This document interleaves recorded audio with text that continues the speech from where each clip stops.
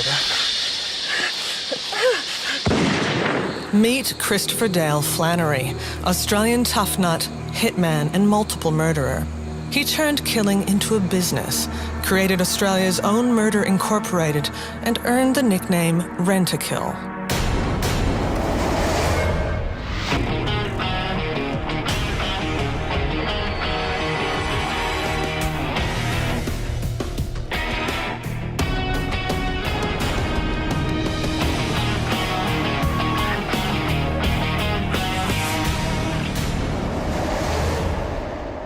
Hi, I'm Tara Moss. Welcome to Tough Nuts, Australia's hardest criminals. As a crime writer, I've always been fascinated not just with the crime itself, but with the question of what made them do it. In Tough Nuts, we'll go behind the headlines and peel away the psychological layers to discover what really made and motivated some of the most vicious thugs and killers in Australia's history. Tonight, Tough Nuts examines the dark life of Christopher Dale Flannery, Australia's most notorious hitman. Through dramatized scenes, first-hand accounts, and detailed analysis of Flannery's life, we will give a detailed portrait of the man who is believed to have killed 15 people on contract before his luck ran out and he disappeared, friendless, with ruthless enemies dispatched to kill him. His disappearance has remained a mystery for almost 3 decades. A coronial inquest lasting almost 5 years could not crack the case. On Tough Nuts tonight, we will identify who killed Chris Flannery. I mean, Flannery was the only person I've ever heard of that ran around saying, oh, I'm going to kill people for money. I don't drop my price for nobody. Get it? I am a hitman. Call me Rent-A-Kill. Flannery's reputation was that he was a psychopathic ratbag. I saw him break a guy's teeth with the muzzle of a gun, and I was sure he was going to shoot him right then and there. Hey! Chris! Hey! No! Chris! Come on! The job was this person had to die. They brought Christopher Dale Flannery up to do away with me. Chris Flannery was the person who shot me at my house that evening. When we think of Australian tough nuts, the name Christopher Dale Flannery looms large. His name and reputation as a hitman spread fear through the Australian underworld of the 1970s and 80s. Rent-A-Kill's price was $50,000, and for that, he bragged, anyone could be eliminated. He was believed to have carried around a textbook of gunshot wound pathology in order to perfect his skills as a killer. And he could be vicious. He was said to have brawled with a biker in front of a crowd of people in Melbourne, bashing him senseless. And he even popped the biker's eye from its socket, then ate it. However, Flannery was also a committed family man. Between murders, he took time out to dote on his kids and his wife, Kathleen. This was a man with a long history of criminal activity. But until the contract killing of businessman Roger Wilson in February 1980, Flannery had stayed off the media radar. Mr. Wilson was last seen here at the factory premises at the corner of Currajong Street and Robbs Road in Footscray on Friday night. He was working late with other company executives evaluating a new product. He is said to have been very enthused by the product and was in high spirits. Well, Roger Wilson was a clean skin. Had no background in crime. He was a barrister turned businessman who got caught up with the wrong sort of investors. The investors were criminals and they wanted their money. But the investments went bad. They didn't get their money. And they figured it was just retribution. Take this bloke out and kill him. And that's what Flannery was asked to do. I remember him telling me about the art of killing. He knew all about bodies and what hurt and where to hurt them in the shortest possible time. And he said, the only thing about this game, Craig, is the fucking noise. And I said, well, there's got to be more things that worry you than the noise. And he goes, yeah, not getting paid. Rent-A-Kill Inc. was a murder-for-hire business. Chris Flannery was its principal operator, but there were other men, associates of Flannery, who would on occasion commit murders that Flannery had secured contracts for. The price was always $50,000, and Chris Flannery would actively tout for business in the criminal networks of Sydney, the Gold Coast, and Melbourne. It was money. That's what drove Chris. That was his demon, and that's what drove him in every respect. In criminal terms, had the opinion that he was a bigger-than-life personality, and it was important for him, for everyone to know that he was Chris Flannery, Mr. Rent-A-Kill. Stephen Barron, former police detective turned forensic psychologist, believes Flannery's killing of Roger Wilson reveals the early work of a psychopath. Psychopaths don't have the emotional arousal, for example, anger that you and I would get. It may well have been he was simply asked to do a job. The job was this person had to die. Because it was probably his first or second murder, there's a good chance he was still acquiring the certain skills required to be an efficient hitman. Well, Flannery, the committed murderer, would have already played the whole thing through as a movie, so that he just steps into the real life situation and cold-bloodedly, ruthlessly, with no remorse and no sense of guilt, acts it out. Now, in his mind would be a huge hit of dopamine, the endorphin that floods a gambler when he wins, or floods somebody in love even. That real sense of, I have the power. With police closing in over the Wilson murder, Flannery and his wife, Kath, reacted by conducting a media interview, denying all allegations. It was being rumoured that you had been retained as a hitman. Oh, that's incredible. Just rubbish. You have heard these, though? Yes, I have. And what's your answer to that? It's just ridiculous. Totally untrue. Can you tell us how you came to be connected with Mark Clarkson and with Roger Wilson? Well, Mr. Clarkson gave us some advice on a business nature through a discotheque that we were having sort of trouble with. And he came to advise us, and we had a meeting, and Mr. Wilson turned up at the meeting. And that's the only time I've seen Mr. Wilson. Despite his denials, the evidence against Flannery was mounting. A detective, Brian Murphy, who was also part of that Mickey's Disco scene, had warned Homicide this was going to happen. He'd heard there was a plot to kill Wilson. He'd heard them muttering around the corners in Mickey's Disco. I rang the Homicide and they said, well, have you got a body? I said, no. I said, you've got to be fucking joking. He said, no, I'm not actually. He says, but when you get a body, you ring us. So the murder went off. And there was obviously some information went out where the body was buried. So Flannery, being a burier of bodies rather than drop them at sea or whatever, the body was still there. Flannery approached Alphonse Gangitano, an up-and-comer in the Melbourne crime scene, to do some very dirty work on his behalf. It was up to Gangitano and one or two others. They were sent up there to where this body was buried. They dug it up, must have been a grisly job of itself, and reburied it in another spot. And Gangitano told people later that was the most disgusting thing he'd ever done in his life. Wilson's body has never been found, but police believed they had enough evidence to proceed with a prosecution. Chris Flannery, Mark Clarkson and Kevin Williams were charged with the murder of Roger Wilson. The three men were tried in the Supreme Court in Victoria. It was, at the time, the longest trial in Victorian criminal history. But the crucial Crown witness Deborah Boundy disappeared. She had overheard a conversation between Chris Flannery and her boyfriend Kevin Williams, describing the murder of Wilson in detail. She is believed to have been killed at Flannery's orders alone. Without her testimony, the Crown case collapsed and the three men were acquitted. Flannery was free to kill again. When we return, we'll delve deep into the life of Rent-A-Kill and examine the forces at work in his formative years, his family background, his failure as a street criminal, and the time he spent in Australia's hardest prison. Prisoner 363598. Sir, welcome to H Division. I think we're going to enjoy having you around.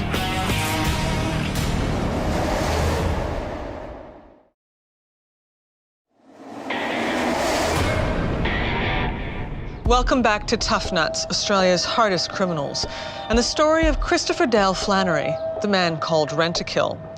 Chris Flannery was born in 1948 and grew up in a tough patch in the working-class Melbourne suburb of Brunswick. His father, Edward, was unable to hold down a job, drank heavily, and was abusive to his wife and children.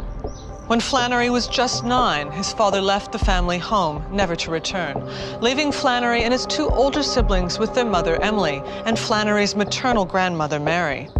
Flannery despised his father for leaving his mother high and dry. But Emily Flannery was a fighter. She worked 2 jobs to keep food on the table and a roof over her children's heads. Edward Jr. and Louise managed to overcome their hardships to become positive contributors to society. Ed Flannery became a lawyer and Louise a nurse. However, Chris drifted into a life of crime. Why is it that Chris, the youngest of the Flannery brood, shunned society so spectacularly? There is no doubt that Flannery had some exposure to neglect and abuse. But I'm kind of curious whether his father had the range of parenting skills that most fathers had at that time. 2, nature versus nurture. I think it's nature versus nurture versus choice, and it's an interactive process. What makes people bad, and why do siblings in the same family exposed to the same environment turn out not bad? And I guess the answer there is the siblings are often protected by their age, their gender. They process their experiences slightly differently, and they see the abuse and neglect in terms of another context. Dad's authoritarian, Dad's strict, Dad's loving but can't show it to me.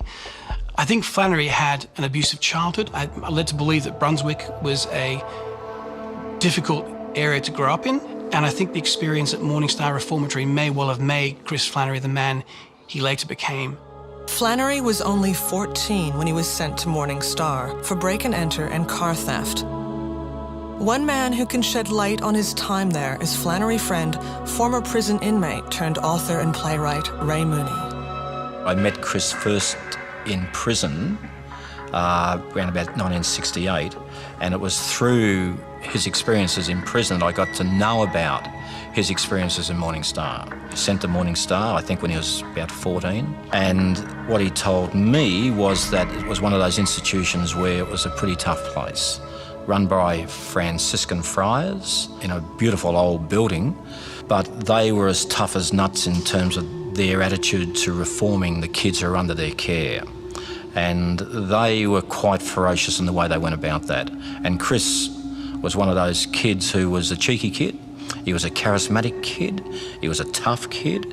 He was an in-your-face kid, but he was also a very good-looking kid, which made him quite vulnerable at the age of 14. He'd been abused in 3 separate ways. He'd been abused physically, he'd been abused psychologically, and it's my opinion that he was abused sexually. He never said it, but I knew. One of the side effects of putting teenagers into prisons or prison-like institutions is that they model, they copy all of that bad stuff, how to break boundaries, how to be a criminal, as opposed to somebody who stays in a loving family where they're constantly being reminded and reinforced for good behaviours. The die was cast somewhere in the rough and tumble streets of Brunswick and at Morning Star. At just 19 years of age and with a criminal record as long as your arm, Flannery was sentenced to 9 years for a string of offences including rape. He entered the gates of Pentridge Prison in Melbourne with a smouldering resentment towards male authority figures. He then quickly found himself in a living hell, a place reserved for the worst of the worst, H Division.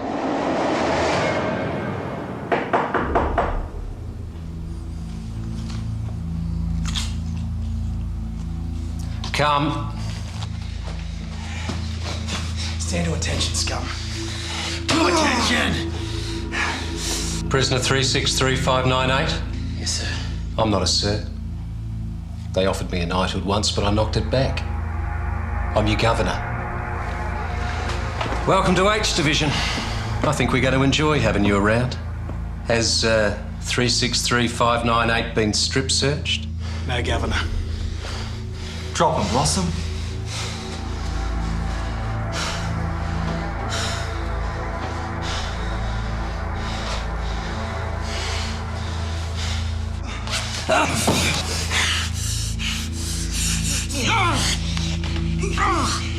Nothing up here, Governor.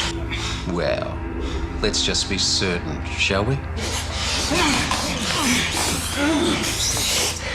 I get out of here, I'll back up on all of you.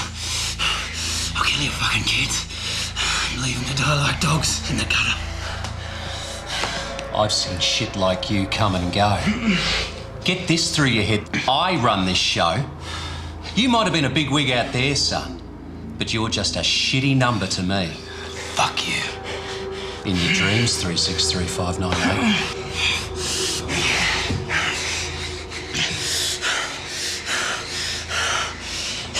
You just wait till the press hears about this.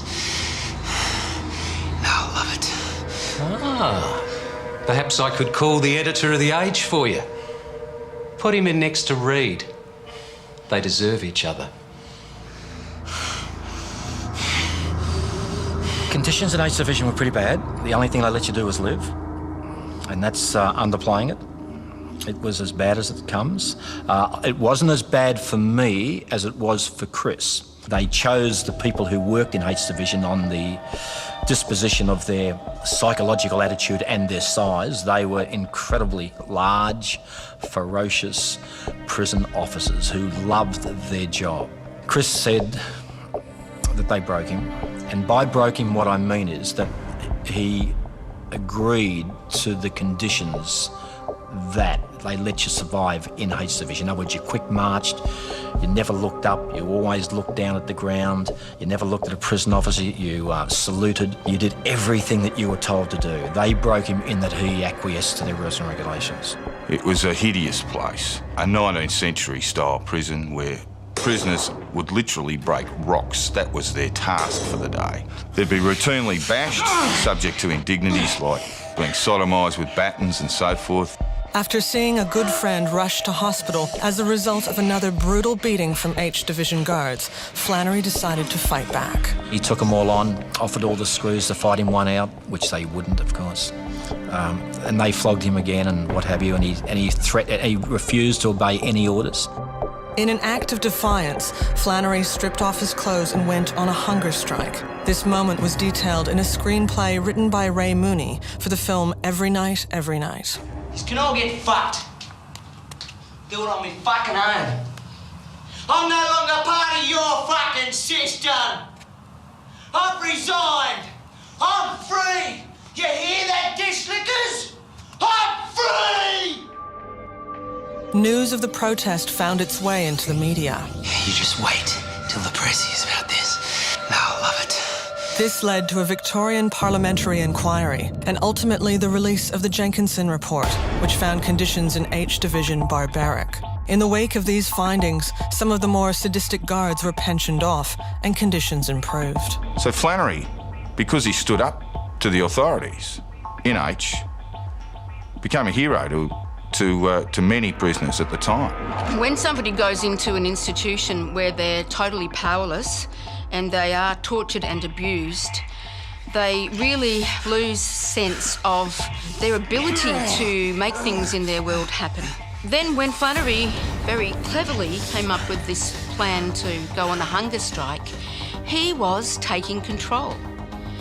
And that's what he thrived most on. Flannery emerged from prison a psychological time bomb, full of anger and contempt for authority. After the break, we explore Rent-A-Kill Inc. And Flannery meets the one person who can control him. Darling. What now? Give us a kiss, will ya? Be good, darling.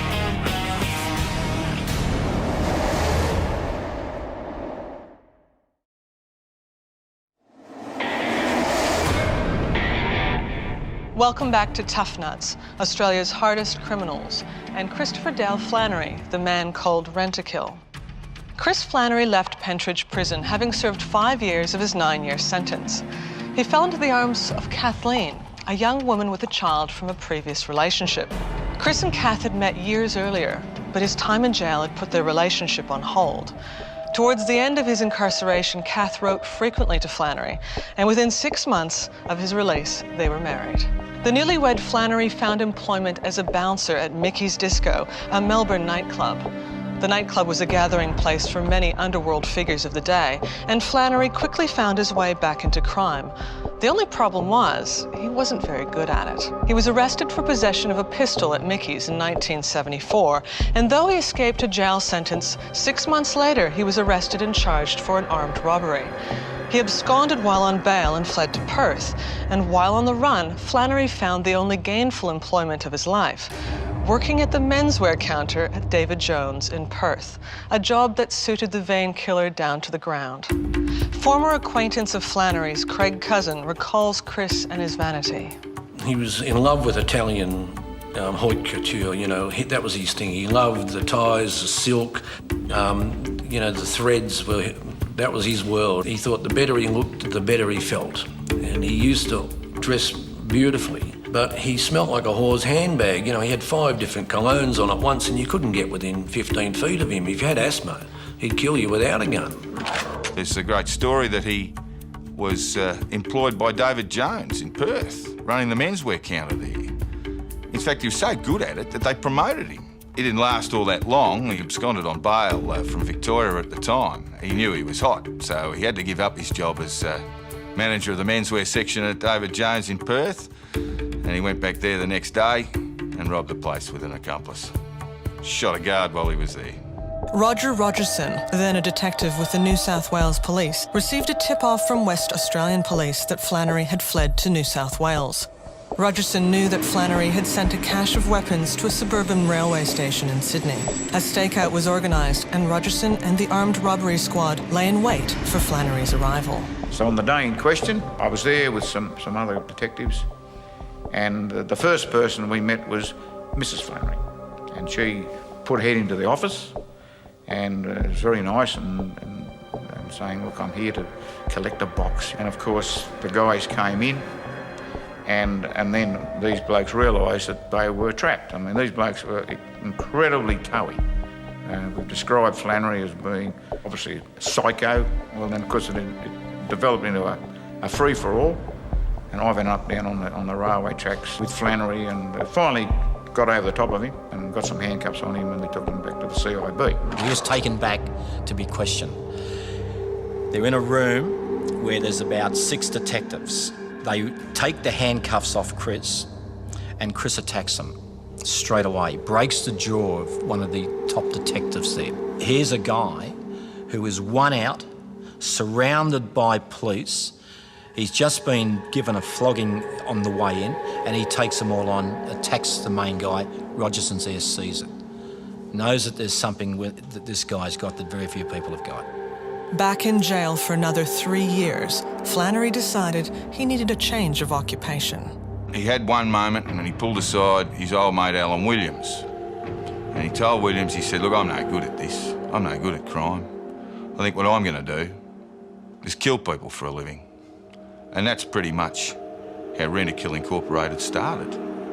It was a murder for hire business designed by Flannery because he was no good at anything else. But looking at his background, it may well be he saw a prison full of people who'd committed crimes like drugs and street crimes that were very unsuccessful, hence they were in jail. And because prisons contain so few murderers, Flannery may well have decided that murdering people was a lot less risky in relation to being caught, convicted and going back to jail. Flannery was just 24 years old when he decided to become a gun for hire. Christopher Dale Flannery married Kathleen Egan in April 1978.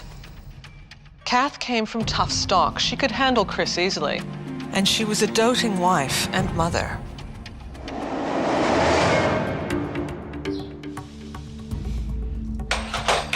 Have a word to the kids about leaving their toys lying around. It's fucking dangerous. Christ. Where's my bag? Right. What time are you home? I don't know. Late. Why late? Call me. Yes, all right, I will. Darling. What now? Give us a kiss, will ya? Be good, darling. I'm the fucking best there is, baby.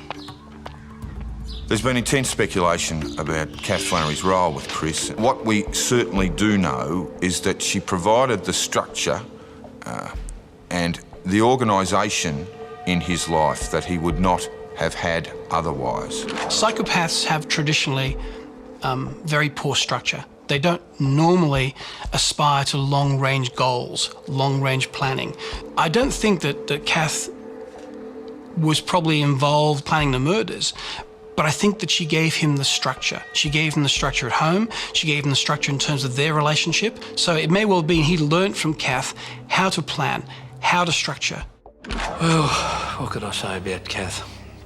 She was certainly very loyal to him, I could say that. When we were out and about, if Chris was just there in our company, he was a pretty likeable type of a bloke, just one-on-one and you're having a drink, and as soon as she'd turn up, he'd change his attitude. He'd put on, you know, he'd sort of come this tougher attitude. So she really held a lot of the strings with him. And she picked and chose. She was always asking questions about people.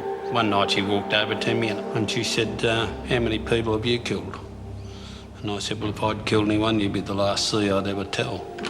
The only person that I knew on this planet that Chris Flannery was afraid of was his wife, Kath. And he made that clear, poignantly clear, on numerous occasions. He wouldn't kick on after hours. He'd say, I've got to get home or she'll have my nuts. That was one of his sayings, and he meant it. And I'm sure she would have, having met her. I've never seen anyone who was more in love than Kathy and Chris when they were young. And not only when they were young, but forever. It was the closest bond that I've ever come across. They were infatuated with each other. It was genuine love. It was a Romeo and Juliet style love. And I keep reading in that Kathy was Mrs. Macbeth or what have you, and the truth of the matter is that it couldn't be further from the truth. Chris protected Kathy at every possible level. They were just in love, totally in love, and I think people underestimate the quality of that love when they try and analyse that relationship. Kath was charged with being an accessory after the fact in the Wilson murder trial. When Flannery was acquitted, the charges against her were dropped. It seems Chris Flannery was in love and in fear of his wife at the same time. After the break, we explore Rent-A-Kill Inc. And later, we reveal who murdered Chris Flannery.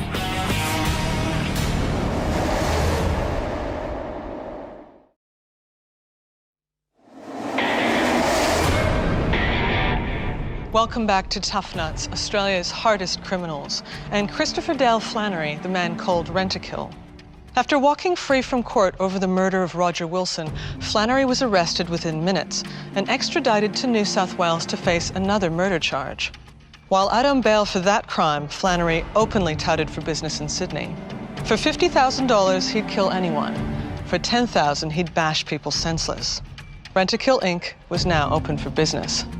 Naturally, the underworld sat up and started taking notice. All the crooks in Sydney wanted to know who Flannery was and if his reputation as a killer had any basis. They quickly discovered that it did. Chris hated the druggies, he hated the drug dealers, he hated that. He was old school, he was a dinosaur, and he hadn't woken up to the fact that, drugs were the in thing, and, hitmen and bank robberies and $20,000 TAB robberies were the old thing. So Chris, he didn't like that, and he didn't like Barry, and he didn't like that whole crew, the Sayers crew, Chubb, all of them. He didn't like any of them. So they had a falling out, and I said, mate, this is going to turn nasty here. And he goes, I don't give a rat's ass how nasty it's going to get. And he just walked up to him and he goes, why don't you pick 6 of your best blokes to come out in this car park? And Barry said, oh, fuck off, 6 blokes, what are you talking about? And Chris undoes his suit jacket, and he just pulls it back like that, and he's just got this snub-nosed 38 poked in his pants. And he goes, 1, 2, 3, 4, 5, 6. So anytime you're ready, boys. And he walked out to the car park, and that whole pub emptied into as many cabs as they could and left. In the 10 years before 1985, the drugs were taking over as the rivers of cash that fueled crime. This was ruled over by 2 men publicly, George Freeman, Lenny McPherson, the little fella and the big fella, and they're often called the team. The other person, behind the scenes somewhat, but associated with them, was Stan the Man Smith. George Freeman gave him a job. Now, someone told me he was paying him $600 or $700 a week, which back in those days wasn't bad dough, for doing nothing. All he had to do was behave himself.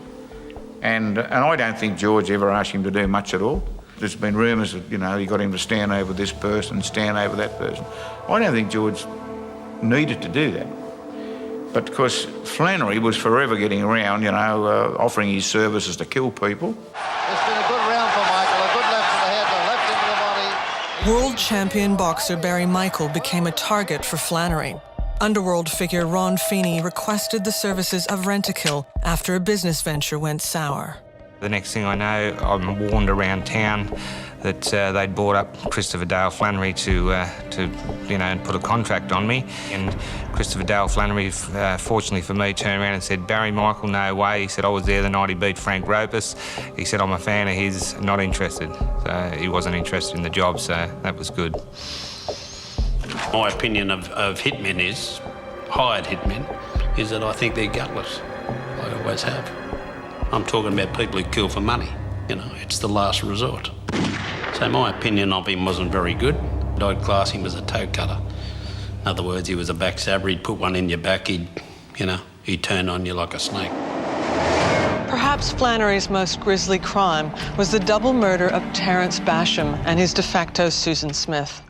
Basham was a former painter and docker who Flannery had known from the old days in Melbourne. He had fallen out with his drug-dealing mates, who gave Flannery a call. And so Flannery turned up on Basham's doorstep. Mate, it's a beautiful place. You've done very well. Yeah, cheers. Here she is. Cheers and kisses. You know, Chris. Christ, Terry. You've spawned, son. Sarah. Ah, she's a little beauty, mate. Yeah. Thank God she hasn't got your looks, eh? Huh. I live for her, mate. We both do. We need to do a bit of business, mate. Yeah, I was wondering why you came all the way up here. I got some bad news for you, mate. Sue and I are pulling out. Would you make us a cup of tea, darling? White and two.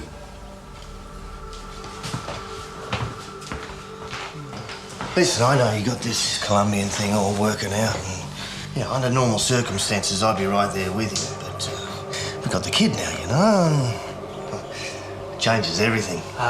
White and two. Here's the thing, mate. Barry says you haven't retired. He says that you're branching out, doing business on your own. Yeah, Barry and I just had a little blue, you know, and it's nothing serious. I'll patch it up. What, so you're not retired? Well, not retired exactly, but no. You see, mate, I don't care either way. I mean, it's just business, you know, and... Chris, hey, mate. I've got a little kid now, you know. I've got cash, too. I've got over 100,000, so just tell Barry it's all sweet and I'll never cross his path again, I promise. You got my word on it. But what sort of a bloke would I be? What sort of a businessman would I be if I darted Barry? Do you see? Like, the customer's always right, Terry, and the customer wants you retired. I'm sorry, darling. It's just business.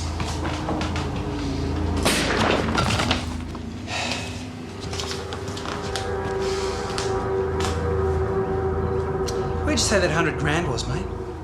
Get fucked. Now, there's plenty of room at the table, Terry, but you got greedy. Can't say I didn't look after you, mate.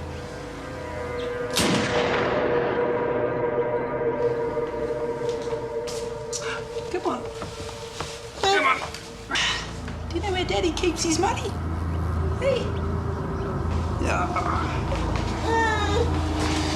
There we go. There we go.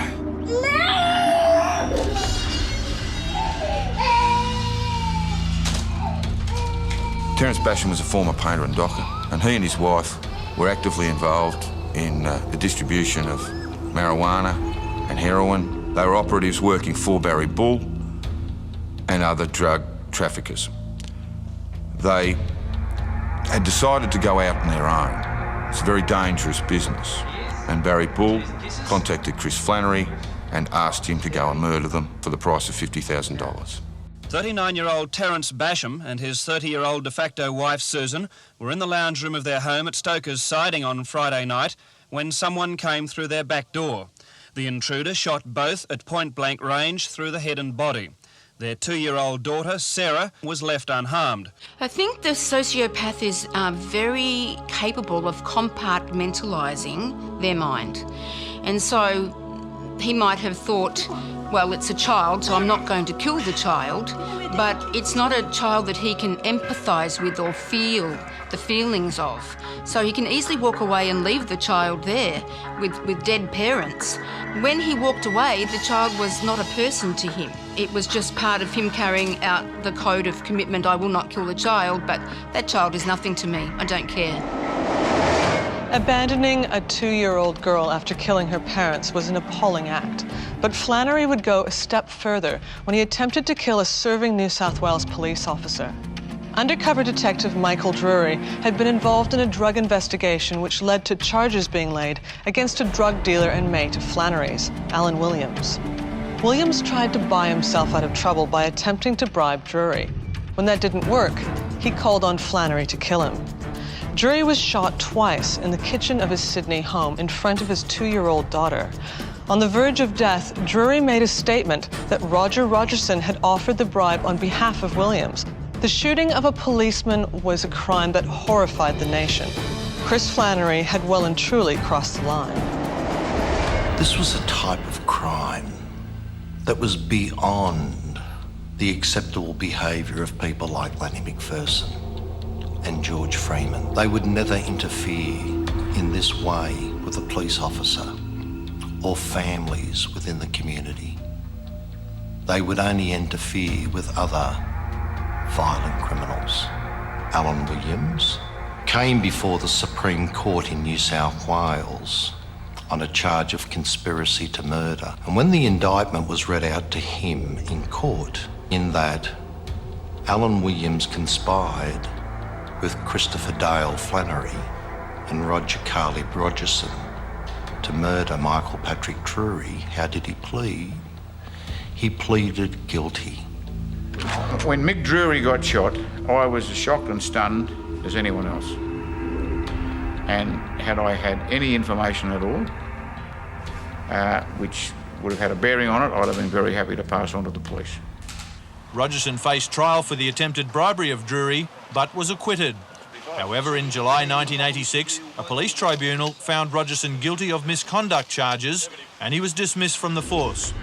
Flannery never had his day in court over the shooting of Drury, as he had disappeared by then. But Drury is certain of his guilt. I'm satisfied beyond all reasonable doubt, and I knew many years ago, shortly after I was shot, that Chris Flannery was the person who shot me at my house that evening. When we return, a gunman fires shots at Flannery, Kath, and their children in the driveway of their Sydney home. This attempt on his life would throw his volatile personality into overdrive. Nah. Fuck you. Chris. Chris. Hey. Chris! Hey. No!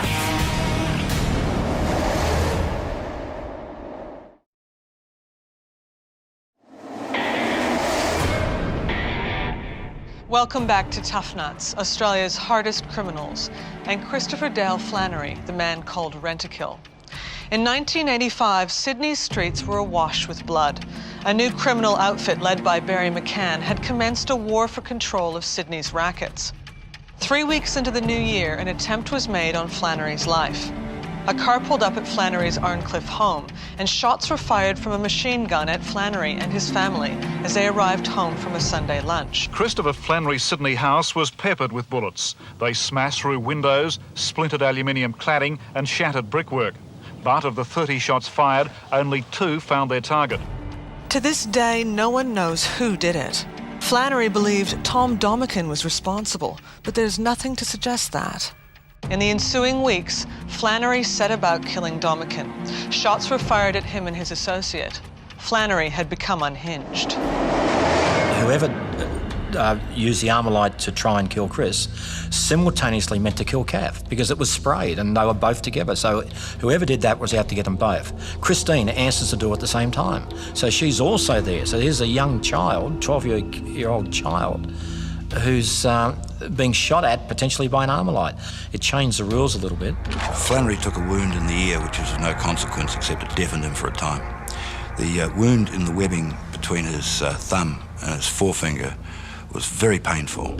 He refused to be treated with pain-killing drugs because he didn't want to be in a situation where he could potentially get caught off guard, so therefore he was suffering incredible pain all the time. The pain and the close call with Kath and his family made the already volatile Flannery more erratic.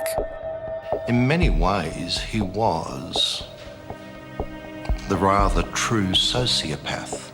He had very little regard for the well-being of other people. And this is quite a disturbing psychological trait to have. My understanding is he would often brag amongst other people of the crimes he'd been involved in over the years that went through the full spectrum to several murders, kidnappings, etc. I've seen him put gunshots into roofs of people's houses, because he didn't feel they were giving him enough respect. I've seen him threaten people that owed him money. One of Flannery's more famous lines was, "You're not a koala bear, I can kill you." He'd say it to police officers, he'd say it to criminals, he'd say it to anyone in the street. Flannery seemed to have fallen for the trick of believing his own publicity. His spectacularly violent temper had become even more lethal. He would lash out, assaulting people who had once regarded him as a friend. No one was safe. So the doc says, "What seems to be the problem?" And the bloke goes, "It hurts when I jerk off." What's that bastard up to? I don't know, just getting a drink. Blue-blooded prick. He always shows up empty-handed. That's my personal piss. He doesn't know, mate. I'll replace it. No. Fuck you. Chris. Chris! Hey! Chris! Hey! No! Chris! Next time he bring his own piss. Hey! I had seen him explode on occasions. I've seen him break a guy's teeth with the muzzle of a gun. And I was sure he was going to shoot him right then and there. And he just grabbed this bloke by the hair, shoved him up against the wall of that theatre, and shoved this gun into his mouth so violently that it pushed all his teeth out and split his lip. And he was wide-eyed and absolutely off the planet. He could fight a bit. He didn't. And that was because he didn't want to be scarred. He didn't like having facial scars or marks on him, so he'd rather king hit you or stick a gun in your face. Yeah, he was a very good-looking person who didn't look as if he could fight, but a lot of people fell into Chris. He was a ferocious fighter. In fact, he could have fought for Australia in the Octagon UFC. That's the type of fighter he was. We were in the Clover Valley Hotel on I think it was a Thursday night actually, and Chris got into an altercation there with a bloke and his wife, and the girl threatened him with a stiletto, and he king hit this girl and he hurt her quite badly. But he just lost his temper. He'd had too much to drink. He didn't like the bloke, and he clocked his wife. He started reaching for his gun, and I thought he was so drunk that he would shoot both of them, and so I just king hit him. And it wasn't just alcohol adding to the problem. Flannery had been taking cocaine and speed most of his adult life, but in the last 3 months of his life, he was taking cocaine virtually 10, 20 times a day. He wasn't staying with his wife, Kath. He remained in contact with her, but for the most part, he was in deep cover, taking cocaine, sleepless nights, deep anxiety, psychosis. The drugs that he was taking would have surely made his mind quite, addled.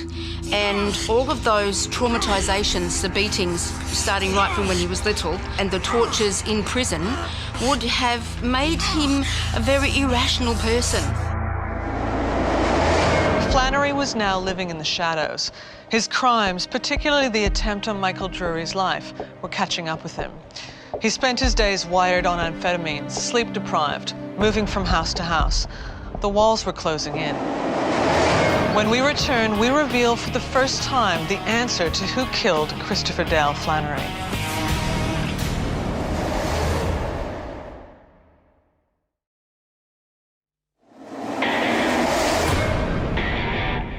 Welcome back to Tough Nuts, Australia's hardest criminals, and the story of Christopher Dale Flannery, the man called Rent-A-Kill.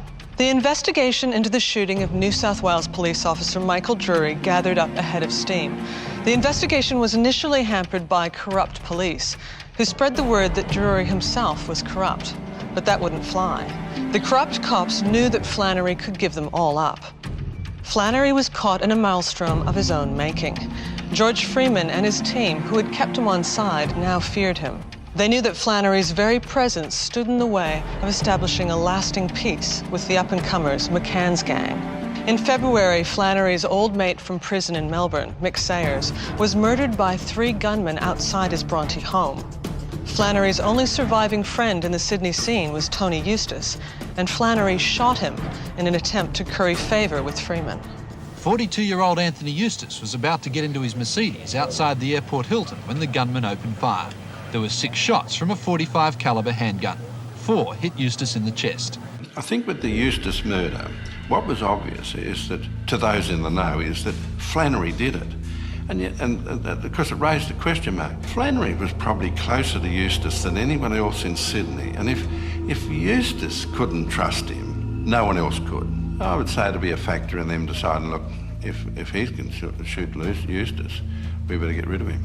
Chris Flannery told a number of people if he was arrested for my shooting, he was going to roll over and tell the truth on everyone. But I'm also mindful at the time he was totally out of control. People were being murdered left, right and centre. And there was some significant organised crime figures that couldn't guarantee their own safety.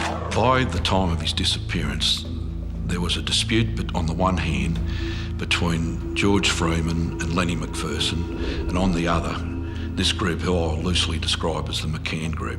And Flannery was seen as an absolute pest, and the catalyst for solving the differences between the 2 groups was to get rid of Flannery. I spoke with him in the last couple of months of his life. I visited him a couple of times. He was edgy basically about the police. He thought that they had locked him into the Michael Drury shooting, and he thought that there was an obligation on the police to back up for what had happened to Michael Drury. By May 9th, 1985, Flannery was out of luck, out of friends, and out of time. He'd been hiding out at various places around Sydney when crime boss George Freeman tracked him down at an apartment at the Connaught building. According to Kath Flannery, George invited Chris over to test a new machine pistol. Chris left the building and was never seen again.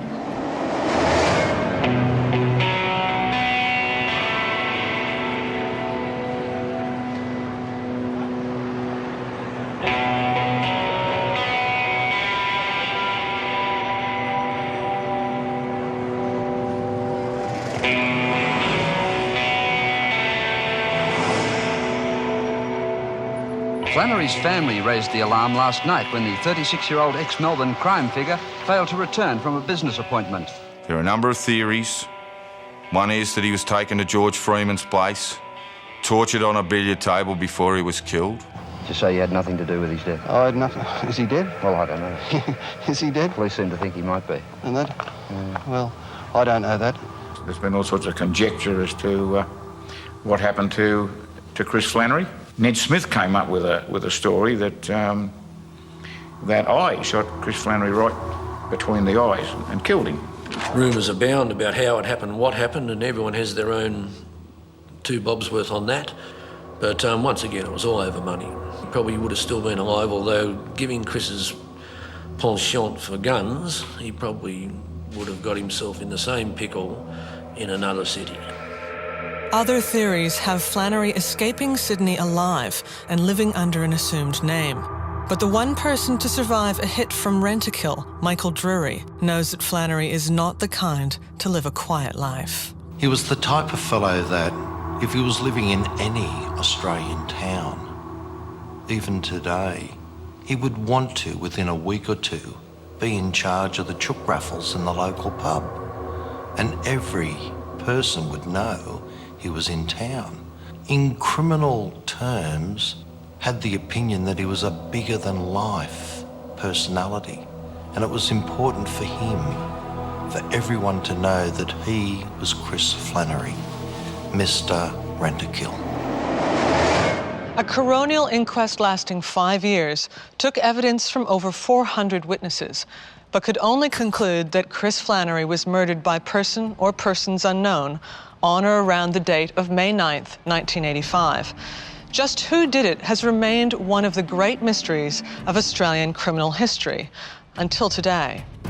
Recently, a significant player in the Chris Flannery story has revealed to Tough Nuts that Flannery was murdered in or around George Freeman's home the day he disappeared, and that his killer was Stan the Man Smith. Tough Nuts has checked into this account with a number of other sources who have agreed that Smith was indeed Flannery's killer. Stan Smith was a significant criminal figure in Australia who trafficked in drugs. Yet he was old school, a friend of both George Freeman and Lenny McPherson. And when some dirty work was required, Stan Smith could always be called upon to do the business. He is believed to have killed more than a dozen criminals, those like Flannery that stepped out of line and threatened the livelihoods of the established criminal network. The powers that be in Sydney decided that Christopher Flannery should go for the sake of peace. In a funny kind of way, the man who killed for a living was himself sacrificed so that the business of crime could go on. See you next time on Tough Nuts, Australia's hardest criminals.